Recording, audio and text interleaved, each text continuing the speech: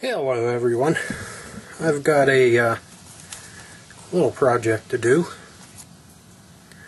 As you can see there, that's Techuseh carburetor, which was shipped to me for servicing.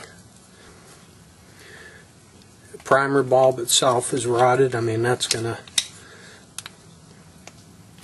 easy thing to remove. Got the new one of that. I got the rebuild kit and everything. I just have to take this intake off. Everything looks good on the outside. Just noticed something before we take a look on the inside. If you look right there, bowl nut gasket's cracked. So that's in the rebuild kit that I have here. I think I have a full rebuild kit on this. Take the bowl off. Isn't too bad. Needs cleaned up around here from the rubber. There's a problem right there. That float is not stuck. Since this comes with a new pin, I'm going to go ahead and try and pull this old one out. Yeah, this had some water in it. You want to be careful not to damage this surface here, because you do that, your carburetor's pretty much done.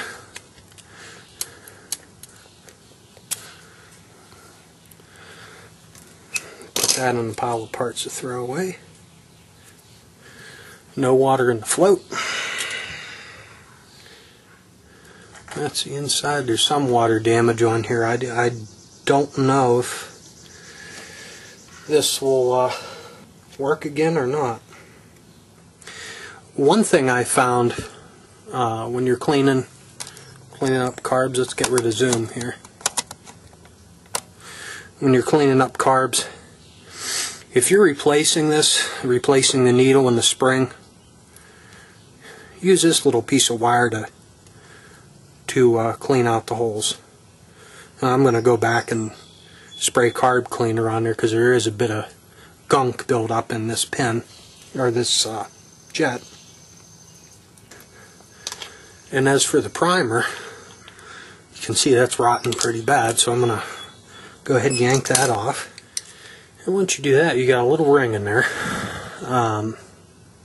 You got to kind of pry out without damaging anything. Basically what I did is I got underneath the edge here with a little screwdriver. You can use a pick.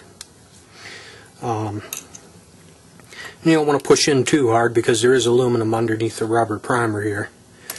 And then I worked it up. Once I got that lip up with this, I worked it up and just pull that right out like that. Just work gently, take your time. I'll spray that and let it sit. Now I'm going to go take this and clean it up a little. Okay, here's what we got.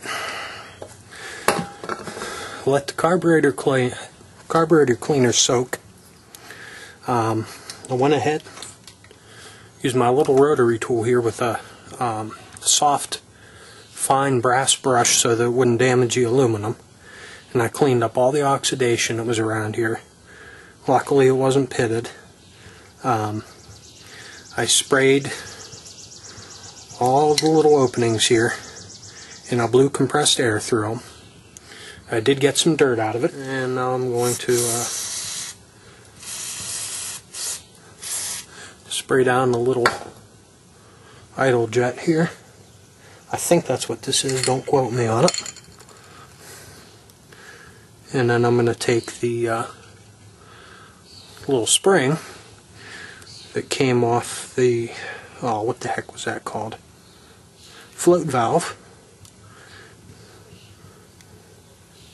And just go ahead and clean that out. And then we'll move on to the main jet. There's a little, and I didn't know this until it was pointed out online on a video, that there is a teeny tiny opening right here. And again, this spring for the needle valve works great. there was a little bit of blockage in there. And also you can take a wire off of, clip one of the wires off of your wire wheel brush and use that. And then you also want to get down through the center here and clean that up. All I got to do is get that seal out of there, that seat. Okay, now to remove this, they make tools. There is a tool for this. But I'm just going to go ahead and make my own like I always do. And I take a paper clip or a stiff piece of wire, put a small hook, about like that in the bottom. And you screw up just like that and get it locked in place. No, you don't. It's hooked onto the seal. The seal was stuck in there and it flew somewhere over there, but that's it. Gotta go find a couple things and I'll be right back.